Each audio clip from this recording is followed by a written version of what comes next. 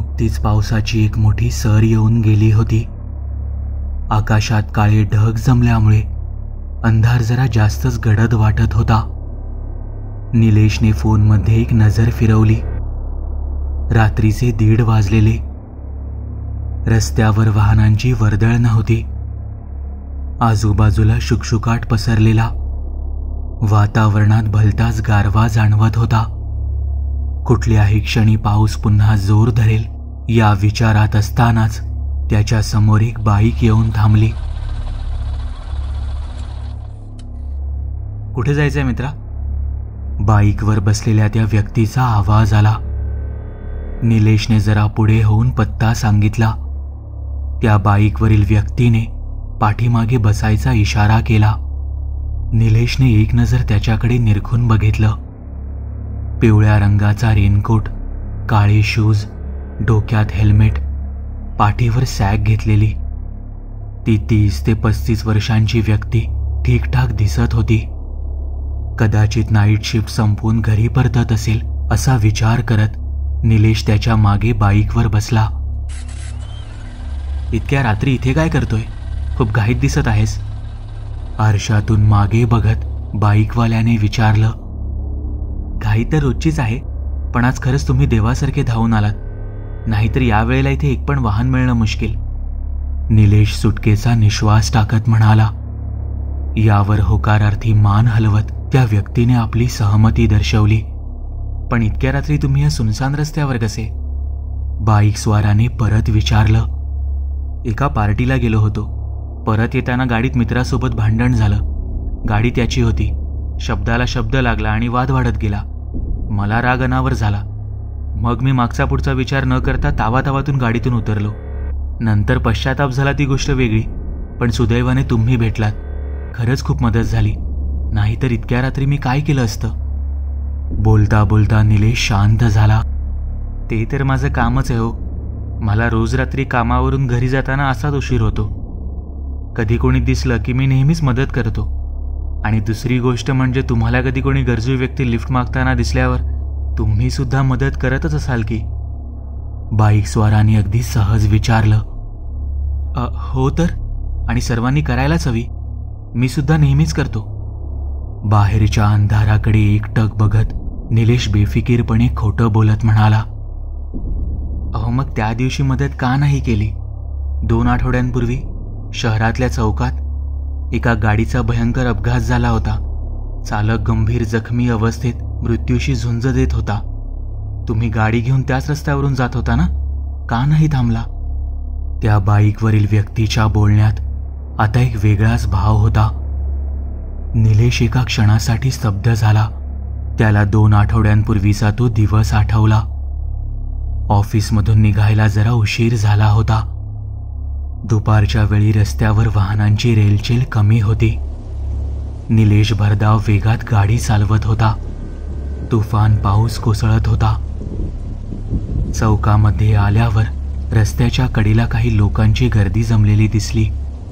निलेशने गाडीचा वेग कमी केला आणि काच खाली केली.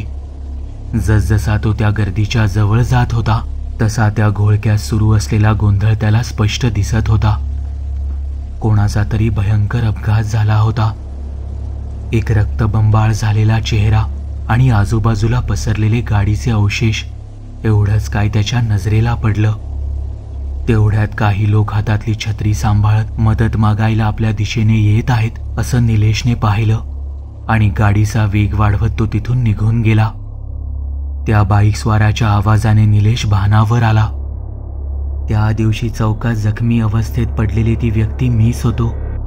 डॉक्टर म्हणाले की वेळेवर उपचार मिळाले असते तर कदाचित माझा जीव वाचू शकला असता. मुसळधार पावसामुळे मदत पोहोचण्यास उशीर झाला. ग्लानीमध्ये सुद्धा काही काळ मला आजूबाजूच्या गोष्टी जाणवत होत्या. मी तडफडत होतो. तुम्ही योग्य वेळी गाडी घेऊन आला होता. थांबला असता तर आज मी जिवंत असतो. त्या बाईक स्वाराचे ते शब्द आणि समोरचं दृश्य बघून निलेश पुरता घाबरून गेला. त्याच्या अंगावर शहारा आला. समोर बघितलं तर बाईक चालवणाऱ्या त्या व्यक्तीच्या डोक्यावर आता हेल्मेट नव्हतं. शरीरावर जागोजागी जखमा, फाटलेले कपडे आरशातून स्ट्रीट लाईटच्या पुसट उजेडात निलेशने सगळं धैर्य एकवटून निरखून बघितलं तर तोच रक्तबंबाळ झालेला चेहरा जो बघून त्या दिवशी निलेशने गाडी थांबवली नव्हती. निलेश आता पुरता घाबरला होता. काय करावं त्याला सुचत नव्हतं. घडत असलेला प्रकार कल्पनेपलीकडचा होता. बाईकचा वेग आता इतका जास्त वाढला होता की काळ्या कुट्ट अंधाराशिवाय आजूबाजूला काहीच दिसेनासं झालं. डोकं काम करायचं बंद झालेलं. घाबरलेल्या अवस्थेत निलेशने मागचा पुढचा विचार न करता चालत्या बाईकवरून उडी मारली.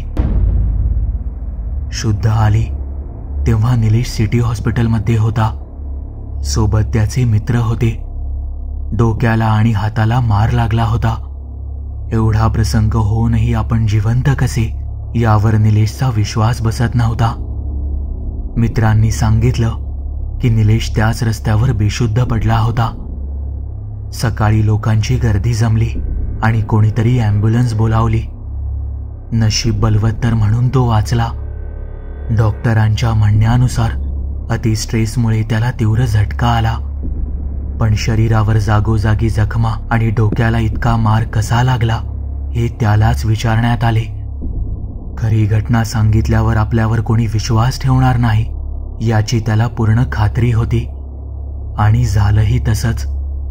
त्याच्या बोलण्यावर कोणीही विश्वास ठेवला नाही. पार्टीवरून आल्यावर तो शुद्धीत नव्हता म्हणून भास झाला असेल असं मित्र म्हणू लागले.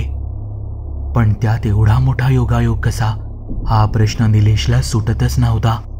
कदाचित जे घडलं तो खरंच आपला भास असेल असं म्हणून त्याने वेळ टाळून नेली. पण त्याच्या मनात मात्र कुठेतरी ती घटना आणि काही प्रश्न आयुष्यभरासाठी जिवंत राहिले. कारण घडलेली घटना एक भास नव्हता यावर निलेश मनातून ठाम होता.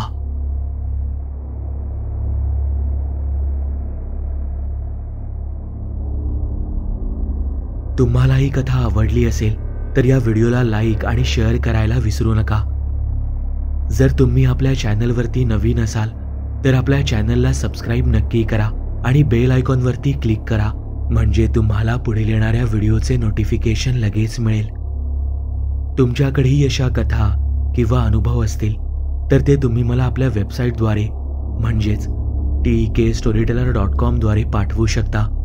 त्याची लिंक मी या व्हिडिओच्या डिस्क्रिप्शनमध्ये दिली आहे. आपल्या चॅनलबद्दलचे अपडेट्स मिळवण्यासाठी आपल्या फेसबुक, इंस्टाग्राम, ट्विटर आणि टेलिग्राम या चॅनल्सला फॉलो करायला विसरू नका. आपल्या चॅनलवर पोस्ट झालेल्या सगळ्या कथा तुम्ही आता आपल्या वेबसाईटद्वारेही वाचू शकता. त्यासाठी आपल्या वेबसाईटला म्हणजेच tekstoryteller.com ला भेट द्यायला विसरू नका.